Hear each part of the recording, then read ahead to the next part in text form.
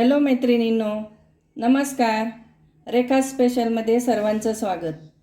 आज आपण बघणार आहोत चंदन बटव्याची रानभाजी. ही भाजी अशा प्रकारे असते. याचे पानं वरती शेंड्याला असे छान गुलाबी कलरचे असतात आणि खालच्या बाजूनी हिरव्या कलरचे असतात. अशा पद्धतीने आपल्याला छान कवळी भाजी घ्यायची आहे. बघा कसं छान गुलाबी कलर आहे याला. तर आता आपण ही भाजी छान निवडून घेणार आहोत. या भाजीचे आरोग्यासाठी खूपच फायदे आहेत. अशा पद्धतीने आपण व्यवस्थित भाजी निवडून घेणार आहोत. वेगवेगळ्या भागात या भाजीला वेगवेगळ्या नावाने ओळखल्या जाते. चला तर आता आपण ही सर्व भाजी निवडून घेऊया. असं शेंड्याकडील भाग देखील आपल्याला घ्यायचा आहे. ह्या भाजीची आपल्याला छान अशी कवळी पाने घ्यायची आहेत. खालच्या भागाकडील जाड असलेली पानं आपल्याला घ्यायची नाही. सर्व व्यवस्थित अशा पद्धतीने आपण निवडून घेऊया.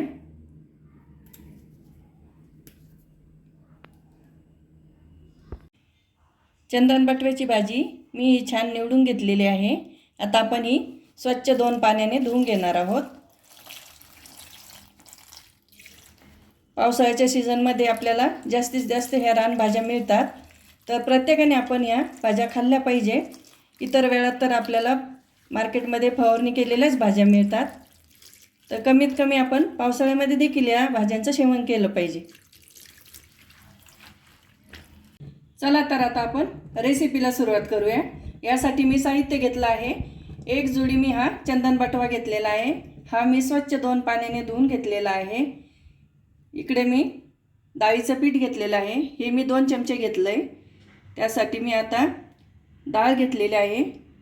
ही मी छान भिजून घेतलेली आहे. ही देखील 2 चमचे आहे. चवीनुसार मीठ, 5-6 हिरव्या मिरच्या, 8-10 लसूण पाकळ्या आणि 8-10 शेंगादाणे. आता आपण ही भाजी छान शिजवून घेणार आहोत. ही मी भाजी घोटून करणार आहे. आपण सुकी देखील करू शकतात. चला तर आता आपण ही भाजी कुकरमध्ये शिजवून घेणार आहोत. तर यामध्ये आपण 1 ग्लास पाणी घालून घेणार आहोत. यामध्ये आता आपण भाजी घालून घेणार आहोत. अशा पद्धतीनं आपण ही भाजी छान शिजवून घेऊया. याला 5 मिनिट लागेल. इकडे भाजी मी शिजवायला ठेवलेली आहे.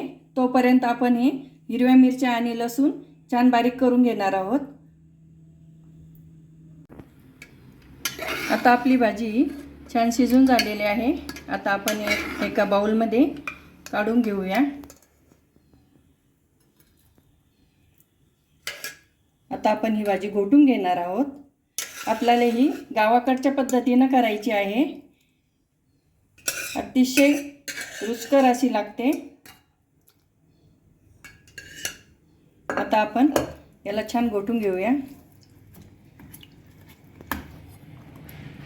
तुमच्याकडे जर रवी असेल तर तुम्ही रवीने देखील ही भाजी छान घोटून घेऊ शकता. अशा पद्धतीनं आपण ही छान घोटून घेऊया.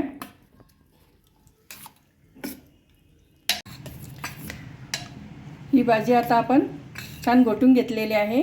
यामध्ये आपण 2 ते 3 चमचे डाळीचं पीठ घालणार आहोत.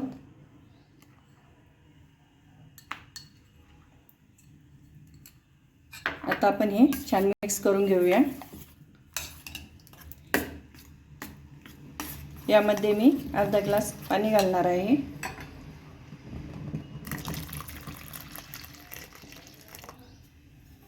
इकडे आपण कढई छान तापायला ठेवलेली आहे. यामध्ये आपण तेल घालून घेऊया. यासाठी आपण थोडंसंच तेल वापरणार आहोत.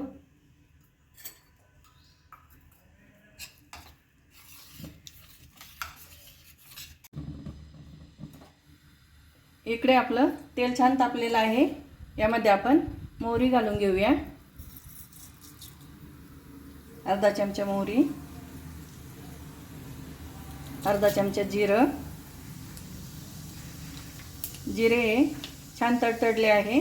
आता आपण हिरवी मिरची आणि लसणाचा ठेचा केलेला आहे तो आपण घालून घेऊया.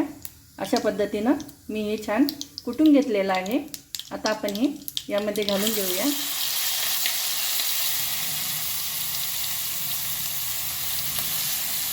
तुम्हाला जशी हवी तसे तुम्ही त्यामध्ये मिरच्या ॲड करू शकतात. मला ही तिखटच हवी आहे त्यामुळे मी याला 5 ते 6 मिरच्या घातलेल्या आहे. तुम्ही कमी देखील घालू शकतात. यामध्येच आता आपण ही थोडीशी शेंगादाणे घेतलेले आहे हे घालून घेणार आहोत. या भाजीमध्ये शेंगादाणे खूपच छान लागतात. आता आपण यामध्ये भिजवलेली डाळ घालून घेणार आहोत.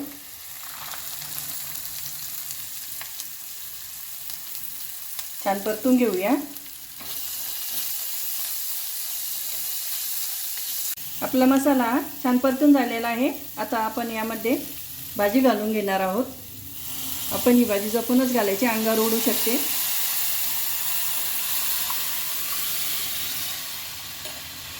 अशा पद्धतीनं आपण सर्व भाजी घालून घेतलेली आहे. आता या भाजीमध्ये आपण चवीनुसार मीठ घालून घेणार आहोत.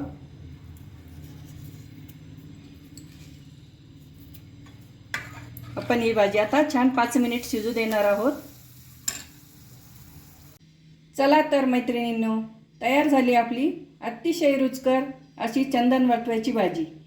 ही भाजी पावसाळ्याच्या शेवटी किंवा हिवाळ्याच्या सुरुवातीला भरपूर प्रमाणात मिळते. ही भाजी खाण्याचे अनेक फायदे आहेत. शरीरातील रक्त वाढविणे, पोटातील कमी करणे, त्वचाचे विकार, शरीरातील वात आणि कफ कमी करणे, पचनक्रिया सुधारणे, रक्तातील हिमोग्लोबिन वाढविणे, केस गळती थांबविणे, अशा प्रकारे ही भाजी अतिशय उपयुक्त आहे.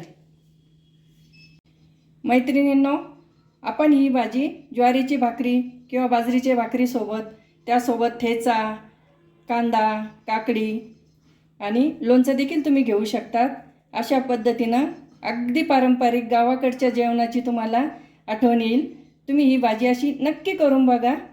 लाईक करा, शेअर करा, सबस्क्राईब करायला विसरू नका. धन्यवाद.